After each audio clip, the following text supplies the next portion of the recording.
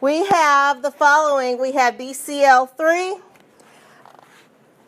So just to recap, everybody wants to have how many electrons around it?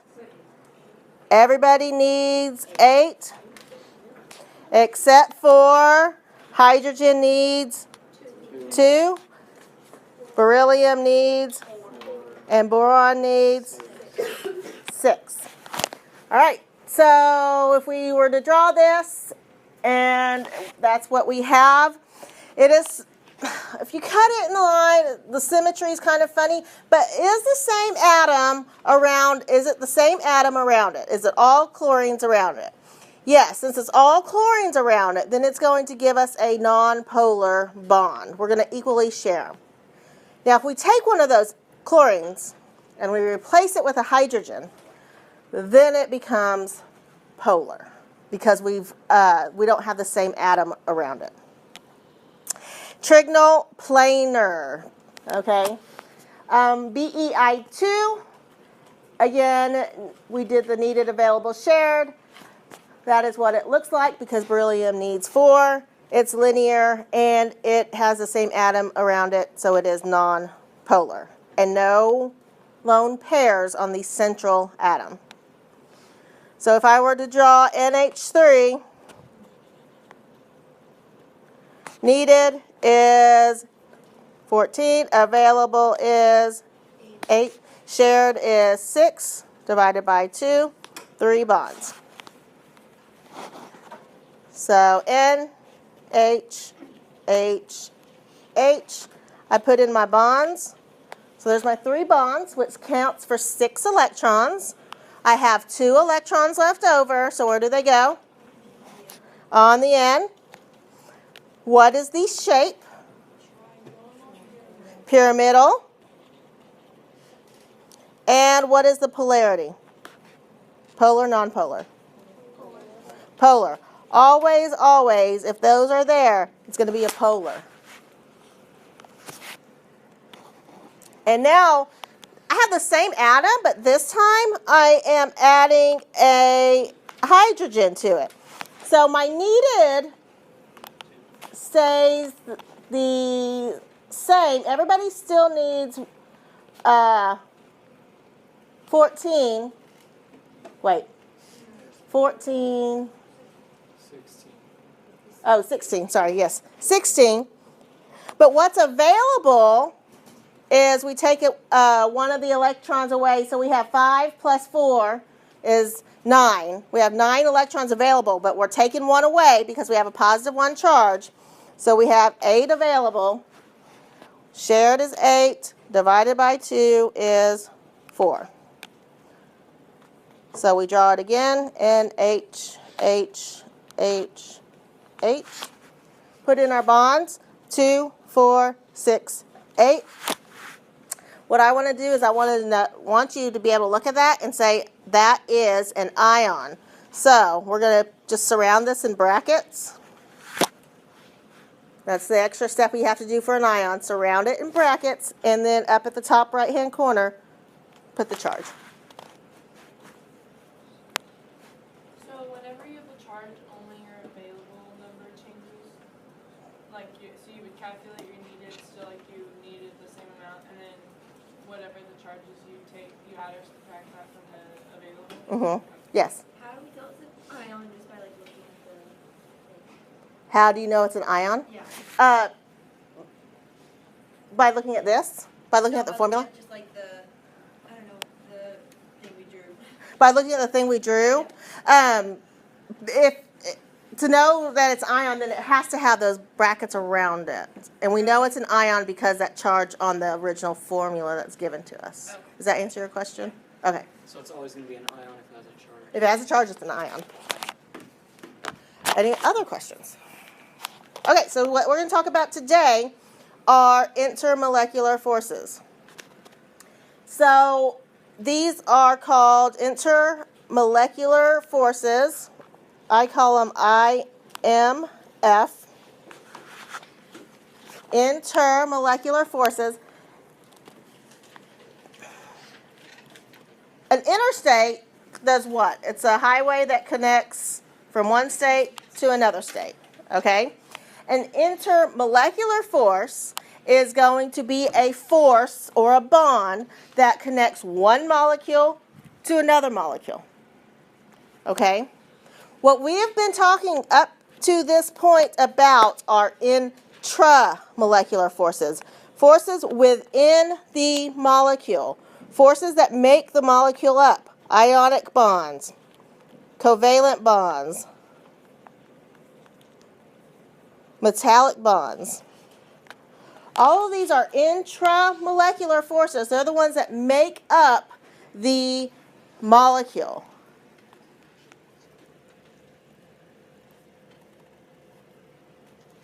Now, what holds my sodium or my HCl together? That is an intramolecular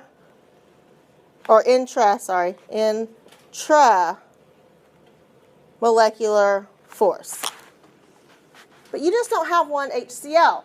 You have all of them are going to be together, and the ones that hold an HCl to another HCl to another HCl is this intermolecular force. Okay, so there is a force that is holding this molecule together, and that is called an intermolecular force, or an IMF. Okay, it's usually showed with a dash sign showing that it's not a very strong bond. These are really, really strong bonds holding together. This is a force that's not that strong.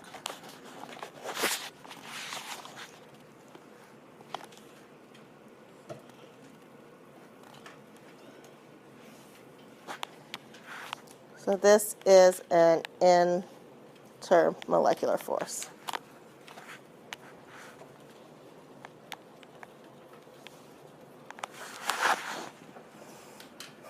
Questions on that?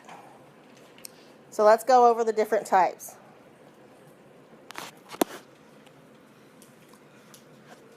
So the first one we're going to talk about is a hydrogen bond. A hydrogen bond is a bond in a polar molecule that contains hydrogen. So it's got to be a polar molecule that contains hydrogen and either N, O, or F. It's a polar bond that contains hydrogen and either N, O, or F.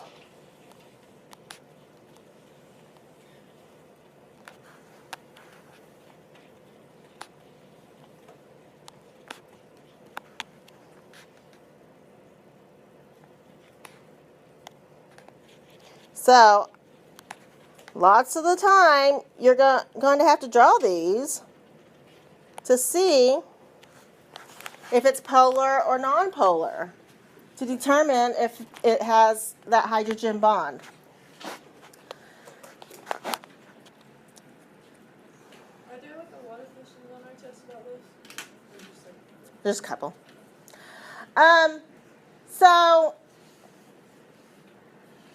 if I look at these Lewis structures, they are all polar structures, and I want to know what's a hydrogen bond, what has hydrogen bonds holding it together, and what doesn't. So what holds this HCl to another HCl? Does that have a hydrogen bond?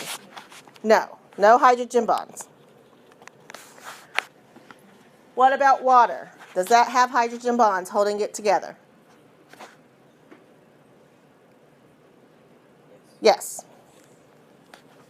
Yes. It has hydrogen. It's polar. It has hydrogen, and it has one from the NOS, nitrogen, oxygen, fluorine. What about this one down here? Ammonia. Is it hydrogen bonds? Yes. Now, we did one earlier on the board. We did this one. Let me change that color. And so we did the ammonium ion.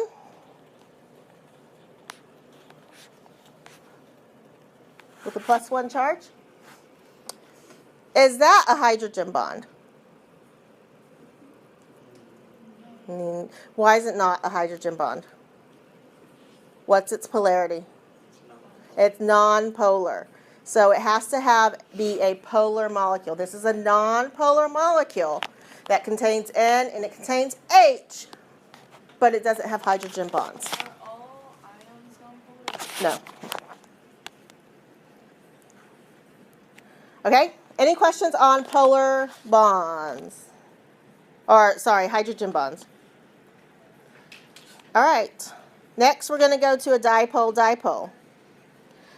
A dipole-dipole bond, we talked about the definition of dipole the other day. A dipole is just a molecule that has a positive end and it has a negative end. The negative end is the one that has the most electronegativity, okay? So if I were to look at HCl,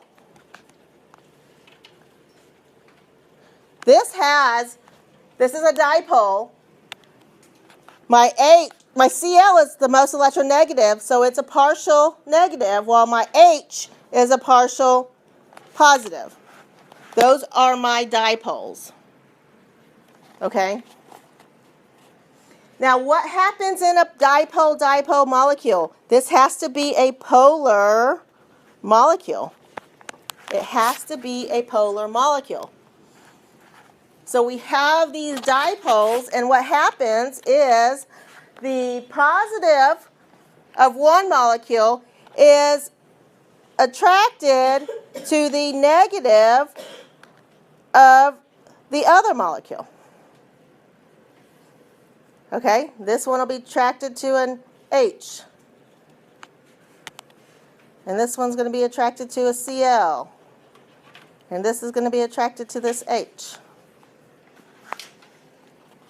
Okay, so this is a positive, positive attracted to this negative attracted to this positive attracted to this negative, and so forth and so on. So it has to be polar. And it has to have, no, it has to be polar, yes. Are dipoles always polar, or is it like... Dipoles are always polar. Dipoles are always polar. And hydrogen bonds are dipole bonds, but they're specialized, okay? So hydrogen bonds are dipole bonds, but they're specialized. So HCl, so do we have any... did we have any dipole on our warm-ups? Any dipole? I don't think so. So let me draw a dipole. How do you know whenever they're whether or not it's a liquid, gas, or solid? What? How do you know whenever they're like partially positive or partially negative? So the partial, like if you were to draw something like this.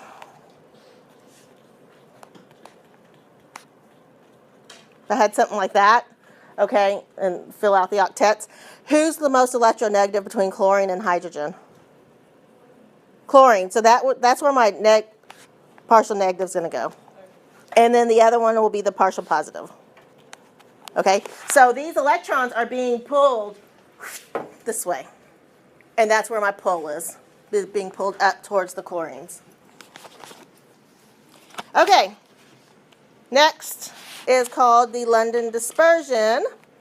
I call these LDF. I call dipole-dipole DDs. LDF, London dispersion force. Now this happens in all non-polar molecules. If it's non-polar, it's got an LDF, intermolecular force, holding it together. If it's non-polar, it has an LDF holding it together.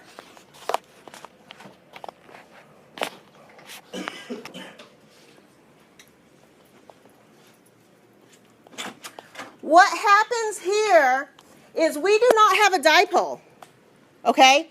We don't have a set pole, a set positive pole and a set negative pole. The pole is always moving because these electrons are always moving, and at some point the electrons might be all over here, and then at the next point the electrons might be all over here, and so this pole is always moving. It's an instantaneous pole. It's only there for a brief second, and then it's gone, and then it's somewhere else. Okay? So this results constant motion, non-polar. Any non-polar molecule is dipole or LDF. So BCl3, what type of LDF? Sorry, what type of intermolecular force? BeI2. What can we say about that? LDF. And we said NH3 was a hydrogen bond. But we said NH4 could not be a hydrogen bond because it was nonpolar. Therefore, it is LDF. Okay?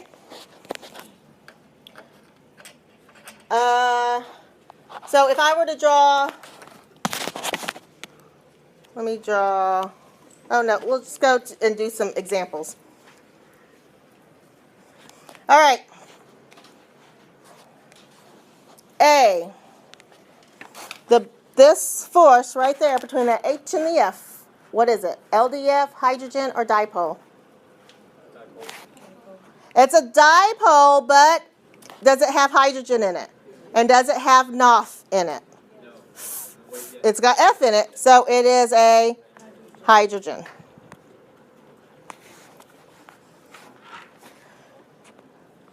Between fluorine and fluorine. LDF. Why is it LDF? Because it's nonpolar. Any atom that's bonded to itself is nonpolar. This one here, oxygen is a partial negative, hydrogens are partial positive. So what force is holding them together? Dipole. And lastly, this one, I'm going to draw the structure for this. So if I draw sulfur, and I have an oxygen, and an oxygen.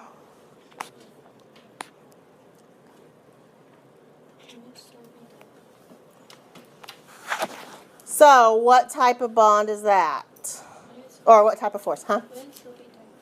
It is dipole. It is a dipole-dipole. How do I know that? Because when I draw the structure, I have what? Those lone pairs, which makes it what type of? Makes it polar. And there's no hydrogen in it. So, dipole-dipole. Yes. How do I know C? Again, if I draw the structure, tells me that that's positive. And if I draw the structure of water, I have my lone pair, so I know it's polar. And so I know that that negative area of that polar bond is going to be attracted to that positive of that other bond, of that other atom. Questions? Okay. So last thing I need you to know is the strength. Who is strongest? Who is weakest? My intramolecular forces are the strongest. With ionic, with that positive negative attraction in an ionic, that makes that the strongest intramolecular bond. And then so intra are stronger than inter, and my weakest intermolecular force is LDF. So LDF is easy to break because it doesn't have a set pole. There's not a set dipole-dipole. And then you have dipole-dipole, and then you would have the hydrogen bond. Hydrogen bonds are really, really strong, but not as strong as your intramolecular. So your homework tonight is that IMF portion. You're either saying DD, LDF, or H bond. When you're looking at those, your answers from last night on the polar, non-polar need to kind of be correct for you to get that part right. So there were 4 polars and 4 non-polars on your homework last night. So if that's not what you got and you have some questions, you should come see me so we can discuss that. Any questions? All right, that is it.